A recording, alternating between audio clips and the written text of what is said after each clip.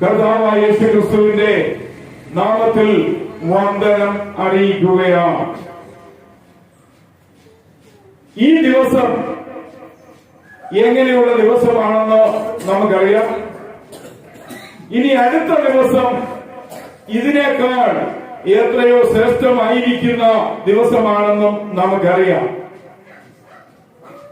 ഇന്ന് 2023 ഡിസംബർ മാസം 24-ാം തീയതി എങ്കിൽ നാളെ 2023 ഡിസംബർ മാസം 25-ാം തീയതിയാണ്. പ്രിയ ദൈവമക്കളെ, ലോകത്തിൽ പലവിധമായ ആചാര അനുഷ്ഠാനങ്ങൾ നടന്നു വരുന്നതുകൊണ്ട് അതുമായി ബന്ധപ്പെട്ട വിശ്വാസ സമൂഹം ലോകവ്യാപകമായി നിറഞ്ഞിരിക്കുന്നത് കൊണ്ടും ഒരു കാര്യം സവിശേഷതയുള്ളതാണ്. ആരുടെ ഏത് ഉത്സവമായാലും ആ ഉത്സവ ദിവസം മാറിക്കൊണ്ടിരിക്കുന്നതായിട്ടാണ് നമ്മൾ അറിഞ്ഞ് അനുഭവിച്ചു പോരുന്നത്. ഒരു കാരണവശാലും ഡിസംബർ 25 എന്ന ഒരു ഡേറ്റ് ലോകത്തിൽ മാറ്റമില്ല. ആമേൻ. ഈ ഒരു ദിവസം പോലെ മാറാത്ത ഒരു ആഘോഷത്തിന്റെ ദിനം ലോകത്തിലുണ്ട് എന്ന് കണ്ടെത്തുവാൻ പ്രയാസമെങ്കിൽ എല്ലാ വർഷവും ഡിസംബർ 25-ാം തീയതിയാണ് ലോകത്തിൽ സകലരും ക്രിസ്മസ് ആഘോഷിക്കുന്നത് എന്ന കാര്യം നാം ഇന്ന് തൽക്കാലം അറിഞ്ഞുകൊണ്ട് അടുത്ത ദിവസം ആ ക്രിസ്മസ് ആഘോഷത്തിലേക്ക് ഏവരെയും കർത്താവിന്റെ നാമത്തിൽ സ്വാഗതം ചെയ്യുകയാണ്. പ്രിയ വാത്സല്യമുള്ള ദൈവമക്കളെ, വിശുദ്ധ വേദപുസ്തകത്തിൽ 3 വ്യക്തികൾക്കാണ് മംഗളവാർത്ത, ഗ്ലാഡ് ന്യൂസ്, ഏറ്റവും സന്തോഷകരമായ വാർത്ത, ആനന്ദകരമായ വാർത്ത ലഭിച്ചത്. എന്നെങ്കിലും നമ്മൾ ജെറുസലേമിൽ ചെല്ലുകയാണെങ്കിൽ അവിടെയും മംഗളവാർത്ത എന്ന പേരിൽ മനോഹരമായ പള്ളി കണ്ട് അതിൽ കയറുവാൻ നമുക്ക് കഴിയട്ടെ. ഒന്നാമത് വിശുദ്ധ ലൂക്കോസ് എഴുതിയ സുവിശേഷം 1-ാം അധ്യായം അതിന്റെ 9 മുതൽ 19 വരെയുള്ള വേദഭാഗത്ത് ആദ്യമായി മംഗളവാർത്ത ലഭിച്ച വ്യക്തി സക്കറിയാവ് എന്ന പുരോഹിതൻ, യോഹന്നാൻ സ്നാപകന്റെ പിതാവ് എന്ന വ്യക്തിക്കാണ്. രണ്ടാമത് മത്തായി സുവിശേഷം 1-ാം അധ്യായം 20-ാം വാക്യത്തിൽ നമ്മുടെ ജീവരക്ഷകനായ യേശുവിന്റെ പിതാവായി വേദപുസ്തകത്തിൽ നാം കാണുന്ന യോസേപ്പിനാണ് മംഗളവാർത്ത ലഭിക്കുന്നതെങ്കിൽ, മൂന്നാമത് ലൂക്കോസിന്റെ സുവിശേഷം 1-ാം അധ്യായം അതിന്റെ 26 മുതൽ 38 വരെയുള്ള വാക്യങ്ങളിൽ യേശുവിന്റെ അമ്മയായ മറിയാമിനാണ് മംഗളവാർത്ത കിട്ടിയത്.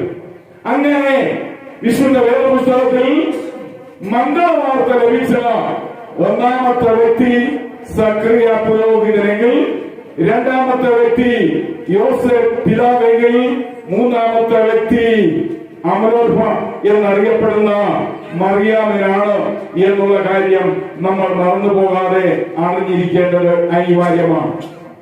ഇതിനകത്ത് മറിയാമിന്റെ അടുക്കൽ, യോസേപ്പിന്റെ അടുക്കൽ, സക്കറിയാവിന്റെ അടുക്കൽ, ഈ 3 പേരുടെയും അടുക്കൽ മംഗളവാർത്തയുമായി എത്തിയ ഒരേ ഒരു വ്യക്തിയുണ്ട്. ആ വ്യക്തിയാണ് ഗബ്രിയേൽ മാലാഖ. പ്രിയ മക്കളെ, ഈ ഗബ്രിയേൽ മാലാഖ മറിയാമിന്റെ അടുക്കൽ മംഗളവാർത്തയുമായി എത്തി മറിയാമിനോട് പറയുന്നത്, നന്മ നിറഞ്ഞവളെ, ദൈവത്തിന്റെ കൃപ ലഭിച്ചവളെ എന്നാണ്. നന്മ നിറഞ്ഞവൾ എന്ന് പറയുമ്പോൾ സകല നന്മയുടെയും നിറകുടമായ മറിയാമിന്റെ അടുക്കൽ ഗബ്രിയേൽ മാലാഖ വന്ന് മംഗളവാർത്ത അറിയിക്കുകയാണ്. എന്നെ കേൾക്കുന്ന വാത്സല്യമുള്ള ദൈവമക്കളെ, നമ്മുടെ ജീവിതത്തിലും മംഗളവാർത്ത ലഭിക്കണം എന്ന് ഞാൻ ആഗ്രഹിക്കുക. നമ്മുടെ ജീവിതത്തിന്റെ ആവശ്യകതകളുടെ മുൻപിൽ അന്നത്തെ പോലെ ഇന്നും ഗബ്രിയേൽ മാലാഖ വന്നാൽ നിന്റെ കാതുകളിൽ ഒരു മംഗളവാർത്ത കേൾക്കുവാൻ ഇടയാകുമെന്ന് ഓർപ്പിക്കട്ടെ. ആമേൻ. നിന്റെ പ്രയാസത്തിന്റെയും പ്രശ്നത്തിന്റെയും ആവശ്യതകളുടെയും മുന്നിൽ ഒരു മംഗളവാർത്ത നാം ആകാംക്ഷയോടെ ആഗ്രഹിച്ചുകൊണ്ടിരിക്കുമ്പോൾ അന്ന് സഖറിയാവിനും യോസേഫിനും മറിയാമിനും ഗബ്രിയേൽ മാലാഖ മംഗളവാർത്തയുമായി അവരുടെ അരികിൽ എത്തിയതുപോലെ നമ്മുടെ അരികിലും ഈ നാളുകളിൽ എത്തണമെന്ന് നമ്മൾ ആഗ്രഹിക്കണം. ഗബ്രിയേൽ മാലാഖ മറിയാമിന്റെ അടുക്കൽ വന്ന് മംഗളവാർത്ത അവളോട് വിശദീകരിക്കുന്നതിന് മുമ്പ് മറിയാമിനോട് പറയുന്നത് നന്മ നിറഞ്ഞവളെ, കൃപ നിറഞ്ഞവളെ എന്നാണ്. പ്രിയ ദൈവമക്കളെ, ജീവിതത്തിൽ സംശുദ്ധിയുള്ള ഒരു വ്യക്തിക്ക് മാത്രമേ ദൈവത്തിന്റെ മംഗളവാർത്ത കിട്ടുകയുള്ളൂ. ജീവിതം സംശുദ്ധമായി പരിപാലനത്തോടായി പരിശുദ്ധമായി ഇരുന്നാൽ അങ്ങനെ ഇരിക്കുന്ന വ്യക്തിക്ക് ദൈവത്തിന്റെ മംഗളവാർത്ത കിട്ടും. മറിയ കൃപയുടെ മകളാണ്. അങ്ങനെയെങ്കിൽ കൃപയുടെ മകളായ മറിയയ്ക്ക് ദൈവത്തിന്റെ കൃപ ലഭിച്ചു. ആ കൃപയെ കുറിച്ച് ഗബ്രിയേൽ മാലാഖ തന്റെ അടുക്കൽ വന്ന് പറഞ്ഞ വാർത്തയാണ് മംഗളവാർത്ത എന്നുള്ള കാര്യം മറക്കരുത്. മംഗളവാർത്ത മറിയാമിന് ലഭിക്കുന്ന സമയം നമ്മൾ എവിടെ നിന്ന് അറിയേണ്ട ഒരു കാര്യം, she was elected by God. അവൾ ദൈവത്താൽ തിരഞ്ഞെടുക്കപ്പെട്ടവളാണ്. ആമേൻ. എന്നെ കേൾക്കുന്ന വാത്സല്യമുള്ള ദൈവമക്കളെ, ഗബ്രിയേൽ മാലാഖ മറിയാമിന്റെ അടുക്കൽ വെച്ച് പറയുന്ന യാഥാർത്ഥ്യം, വേദപുസ്തകത്തിലൂടെ കണ്ടുമുട്ടുന്ന യാഥാർത്ഥ്യം, she was elected by God. അവൾ ദൈവത്താൽ തിരഞ്ഞെടുക്കപ്പെട്ടവളാണ്. അങ്ങനെയെങ്കിൽ ഈ കാലം ദൈവവചനം കേൾക്കുന്ന ഈ ആലയത്തിലുള്ള ദൈവമക്കളോട് ദൈവനാമത്തിൽ ഓർപ്പിക്കുവാനുള്ളത്, നമ്മൾ തിരഞ്ഞെടുക്കപ്പെട്ട വ്യക്തിയെങ്കിൽ നമ്മുടെ തെരഞ്ഞെടുപ്പിലുടനീളം ദൈവത്തിന്റെ കൃപകൾ നമ്മൾ പ്രാപിച്ചുകൊണ്ട് മുന്നോട്ട് പോകുവാൻ കഴിയുമെന്ന് കർത്താവിന്റെ നാമത്തിൽ ഓർപ്പിക്കുകയാണ്. പ്രിയ ദൈവമക്കളെ, ഈ മറിയാമിന് ഭയമില്ലായിരുന്നു. കാരണം മറിയാം തിരഞ്ഞെടുക്കപ്പെട്ട ദൈവകൃപയുടെ മകളാണ്. രണ്ടാമത്, ഈ മറിയയുടെ ജീവിതത്തിൽ ഇത്രയും മനോഹരമായ ഒരു മംഗളവാർത്ത കടന്നു വരുവാൻ ഒരു കാരണം നമ്മൾ അറിയണം. മറിയയെപ്പോലെ താഴ്മയോടെ വിനയത്തോടെ എളിമയോടെ ജീവിച്ച ഒരാളെ ലോകത്തിൽ കണ്ടെത്തുക പ്രയാസമാണ്. ആമേൻ. Praise the Lord.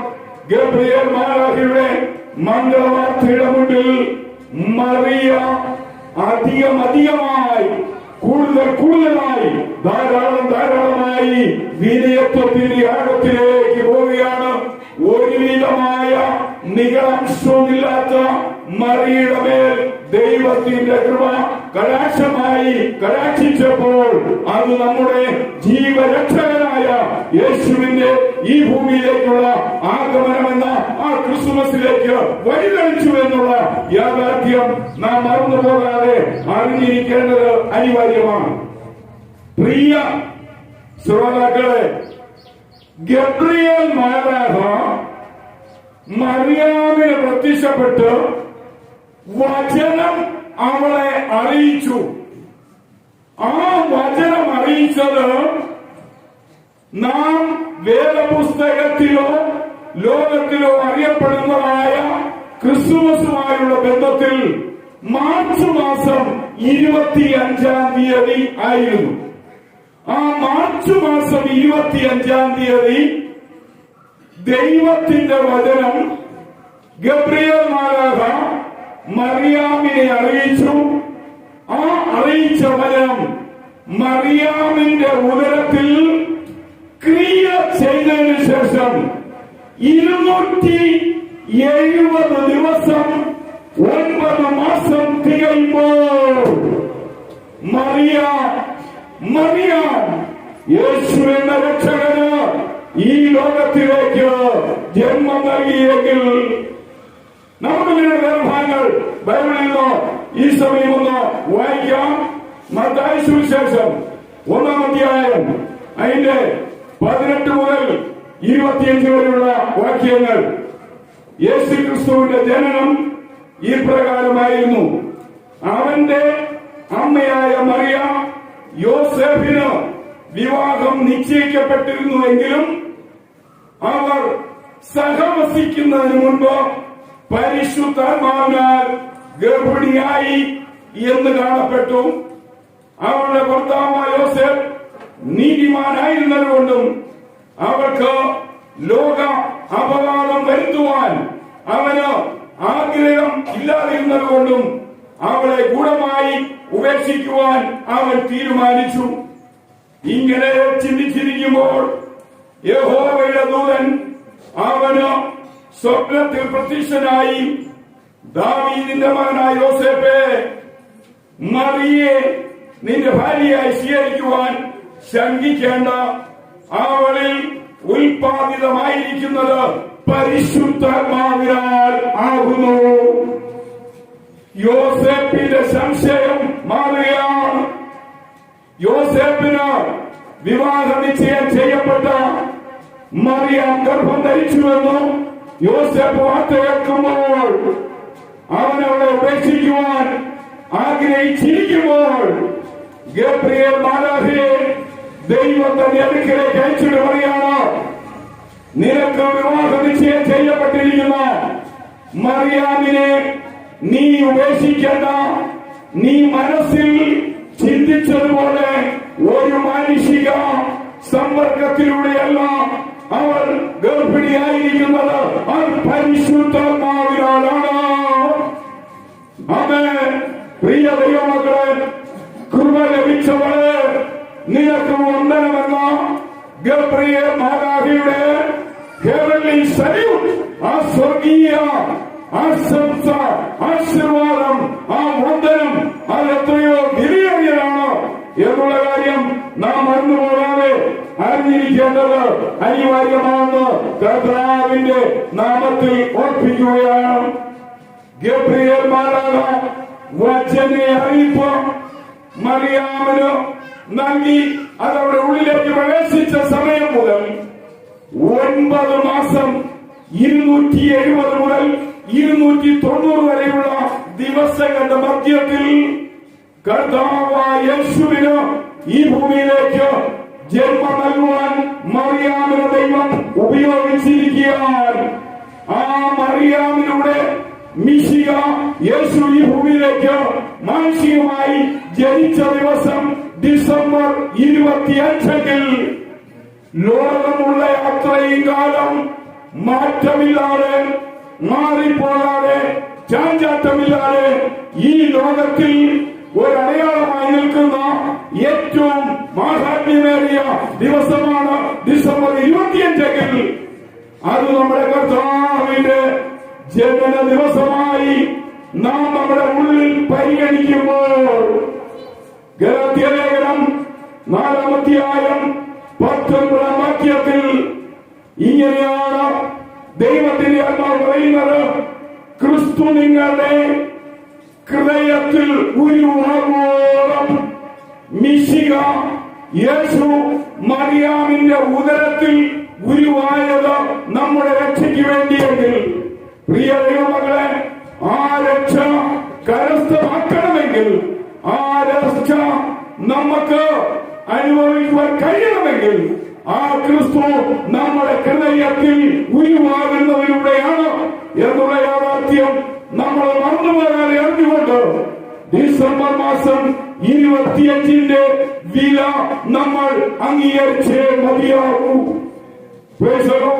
ആമേൻ. എന്നെ കേൾക്കുന്ന വാത്സല്യമുള്ള ദൈവമക്കളെ, പഴയ നിയമത്തിൽ അവസാനത്തെ പ്രവചന പുസ്തകമായ മലാഖിയുടെ പുസ്തകം 4-ാം അധ്യായം 2-ാം വാക്യം, നീതിസൂര്യനായ ക്രിസ്തു രോഗോപശാന്തിയോടുകൂടി നിങ്ങൾക്ക് വേണ്ടി ഉദിക്കുമെന്നൊരു പ്രവചനമുണ്ട്. ഈ വാനഗോളങ്ങൾ മുഴുവനും അന്ധകാരത്താൽ മൂടപ്പെട്ടിരുന്നപ്പോൾ എവിടെ നോക്കിയാലും മാലിന്യമാണ്, എവിടെ നോക്കിയാലും തിന്മയാണ്, എവിടെ നോക്കിയാലും പാപമാണ്, ഒരിടത്തും പരിശുദ്ധിയില്ലാതിരിക്കുമ്പോൾ പ്രിയവാത്സല്യമുള്ള ദൈവമക്കളെ, യേശുവിന്റെ വരവ്, യേശുവിന്റെ ആഗമനം, അവന്റെ ബേത്ലഹേമിലെ ജനനം അന്ധകാരത്തെ മാറ്റുവാൻ, അശുദ്ധിയെ മാറ്റുവാൻ, തിന്മയെ മാറ്റുവാൻ, പാപത്തെ നിർമ്മാർജ്ജനം ചെയ്യുവാൻ അനിവാര്യമായിരുന്നു. യേശു ജനിച്ചില്ലായിരുന്നുവെങ്കിൽ നാം ഒരിക്കലും ഇതേപോലെ ഒരു സ്ഥലത്ത് ഈ ഞായറാഴ്ചയും ഇങ്ങനെ വന്ന് ഇരിക്കുകയില്ലായിരുന്നു. ആമേൻ.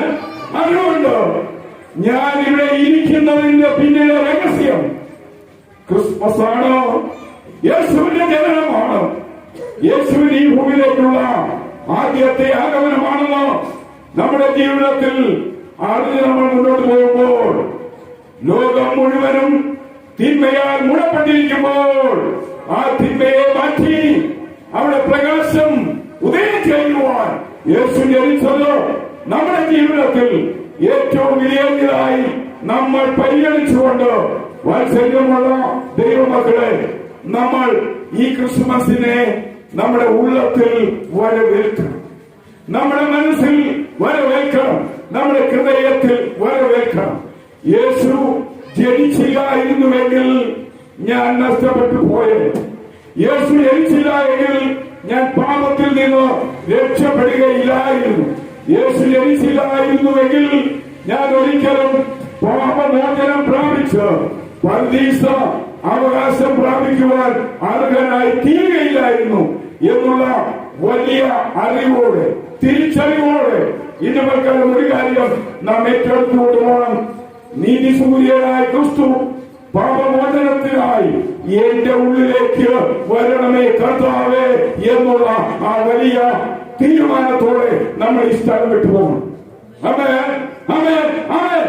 അവനൊരിക്കൽ ക്രിസ്മസ് നാളിൽ എന്നേക്കുമായി ബേത്ലഹേമിൽ ജനിച്ചുവെങ്കിൽ ആ ക്രിസ്തു പാപാന്ധകാരത്തെ മാറ്റി, പാപമാലിന്യത്തെ മാറ്റി നമ്മുടെ ഹൃദയത്തിൽ ജനിച്ച് ആ ക്രിസ്തുവിനെ നമ്മുടെ ഹൃദയത്തിൽ ഏറ്റെടുത്തുകൊണ്ട് നമ്മൾ മുന്നോട്ട് പോയാൽ നാളത്തെ ക്രിസ്മസ് ആനന്ദകരമായി, ആഹ്ലാദകരമായി, സന്തോഷകരമായി നമ്മുടെ ജീവിതത്തിൽ മുന്നോട്ടുള്ള ജീവിതത്തെ സഹായിക്കുമെന്ന് കർത്താവിന്റെ നാമത്തെ ഓർപ്പിക്കുകയാണ്. ആയതിനാൽ അതിനായി കർത്താവ് നമ്മളെ ഈ ക്രിസ്മസ് നാളിൽ അനുഗ്രഹിക്കട്ടെ. ആമേൻ.